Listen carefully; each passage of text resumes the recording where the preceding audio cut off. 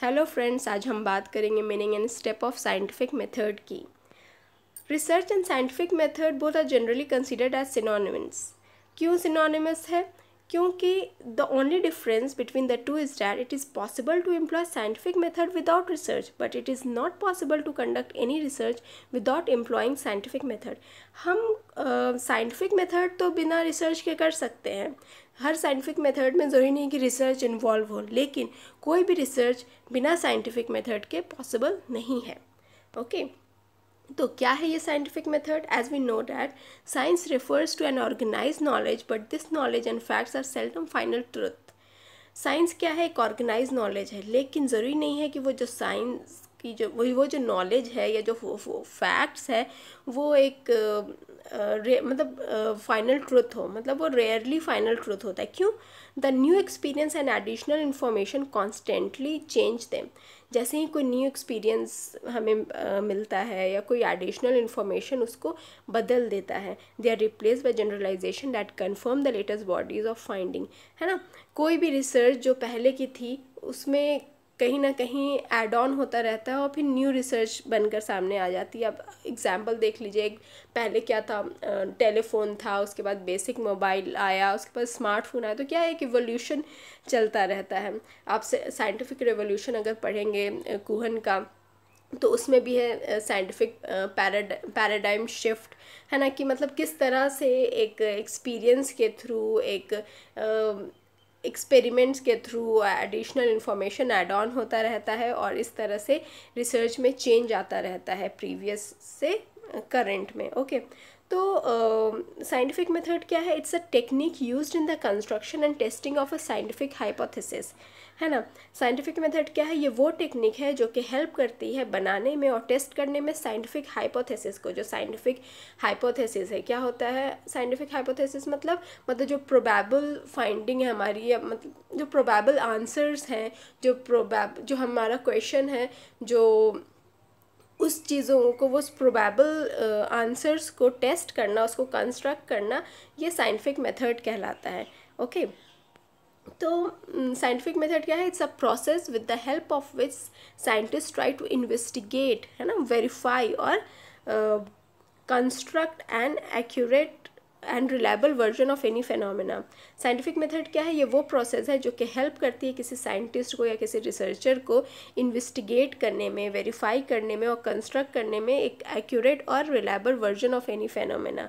ठीक है, एक एक्यूरेट और रिलायबल वर्जन निकालना किसी भी चीज़ का। Okay, they are done by creating an objective framework for the purpose of inquiry and analyzing the result scientifically to come to a conclusion which either supports or contradicts the observation made at the beginning।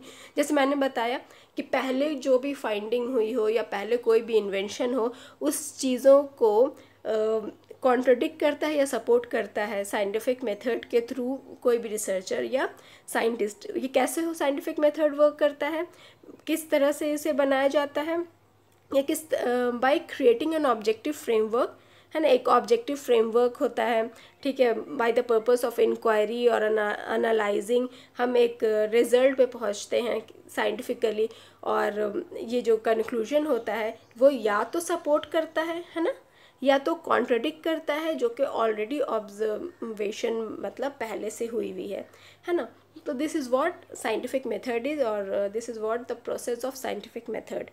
Okay, so same is the case with social sciences also। Social science में भी कुछ ऐसे ही है।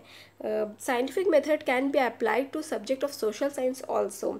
It uses mathematical tools borrowed from probability theory and statistics together with outgrowth of these such as decision theory, game theory, utility theory and operations research। जो scientific method है वो सिर्फ प्योर साइंस में यूज़ नहीं होता, वो social science में भी यूज़ होता है। आप देख लीजिए, जैसे कि ये मैथमेटिकल टूल यूज़ करता है, बहुत सारे स्टैटिस्टिकल टेक्निक है जो कि हम यूज़ करते हैं डिस्क्रिप्टिव रिसर्च में ना। प्रोबेबिलिटी थ्योरीज यूज़ की जाती है, कई स्टैटिस्टिक जैसे मैंने बताया यूज़ किया जाता है, decision theory, game theory, utility theory, operational research होता है। गेम थ्योरी अगर आपने पढ़ा होगा, नैश इक्विलिब्रियम वगैरह, तो ये सब चीज़ें सोशल साइंस में यूज़ की जाती है, इकोनॉमिक्स में यूज़ की जाती है। ओके, तो इस और एजुकेशन में यूज़ की जाती है। तो this is what scientific method is. Okay, तो अब आते हैं हम steps in scientific method by Milton Fairchild. ये कुछ प्रोसेस हैं, कुछ स्टेप हैं। सबसे पहला collection of data on the problem, then observations, then classification and organisation, then generalisation of data, then verification of generalisation, then assumptions and limitation, then reporting and then announcement of the result.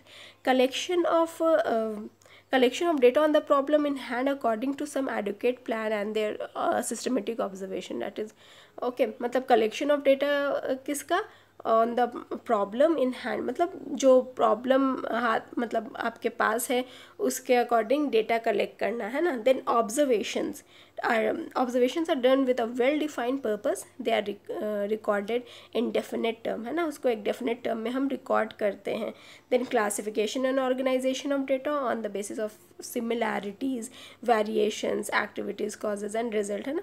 Classification और organisation हम किसी similarity, variation मतलब किसी criteria को जहन में रखते हुए हम क्लासिफिकेशन करते हैं। Then generalisation of data for the purpose of formulating principle and theories, है ना। The principle should be able to solve the problem in a related field. किस तरह का जनरलाइजेशन होना चाहिए कि वो जो रिलेटेड फील्ड में प्रॉब्लम है उसको वो सॉल्व कर सके, है ना। Then verification of generalisation, verification of generalization by controlled experiment, by tested prediction of result and by repetition of experiments. Correlation coefficient of original and verification result is also calculated and probable error are estimated, है ना। It is also determined whether the error lies in procedure or apparatus, ठीक है। उस generalisation को सीधी बात में कहें तो वेरीफाई करना, ठीक है। देन कोरिलेशन के थ्रू या और भी कई तरीके हैं उनके through. Then assumption and limitation are noted down on the basis of verification of result। जैसे कि verification of result हुआ उसके according हम assumption और limitation को लिखेंगे। then reporting the research in full and then announcement of the result before the general public for practical use, मतलब last में आपका अनाउंसमेंट ऑफ द रिजल्ट हो गया है, that is the conclusion, right. देन हम आते हैं step in scientific process by E.R. Downing. E.R. Downing के अकॉर्डिंग क्या स्टेप है साइंटिफिक प्रोसेस का या साइंटिफिक मेथड का। सबसे पहले है purposeful observation, then analysis and synthesis, then selective recall, then hypothesis, and then verification by inference and experiments, then reasoning by method of arguments and difference। सबसे पहले purposeful observation। क्या होता है purposeful observation?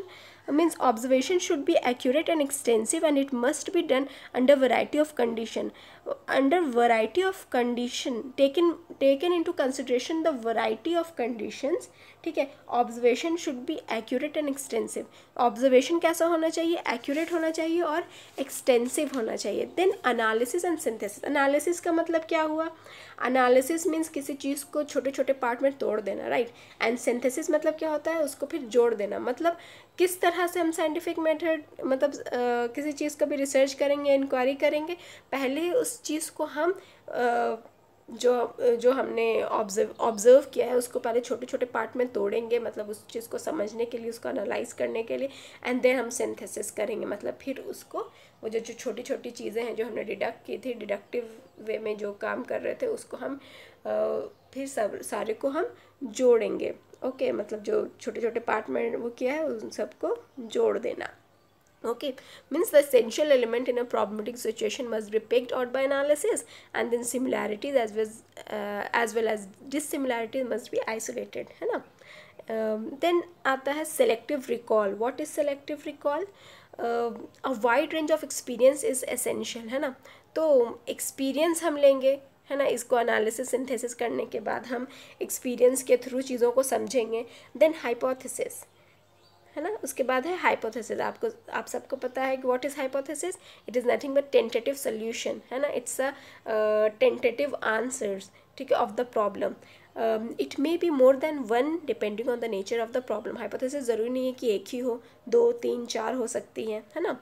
Then verification of inference and experiments, है ना। फिर हम verification करेंगे किसके थ्रू, इन्फ्रेंसेस के थ्रू, कुछ इन्फ्रेंसेस होंगे, कुछ एक्सपेरिमेंट्स के through. Then reasoning by method of arguments and difference, and then only here only one variable is manipulated, for example, and then judgment is made on the adequacy and accuracy of data. Last में क्या है, ये reasoning by method of argument and difference, हम reasoning करेंगे argument और difference के basis पर, और ये वही है जहाँ पे कंक्लूजन डिफाइंड हो जाएगा।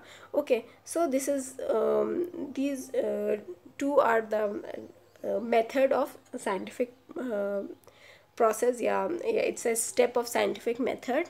Okay, so let's move to the conclusion, that thus we can say that research is a more specialized form of scientific method or inquiry which is the result of thinking process. तो हम कह सकते हैं ना कि research क्या है, एक स्पेशलाइज्ड फॉर्म है साइंटिफिक मेथड का या एक साइंटिफिक इंक्वायरी का, जो कि साइंटिफिक प्रोसेस का एक रिजल्ट है। Okay, so this is all about scientific method and its step.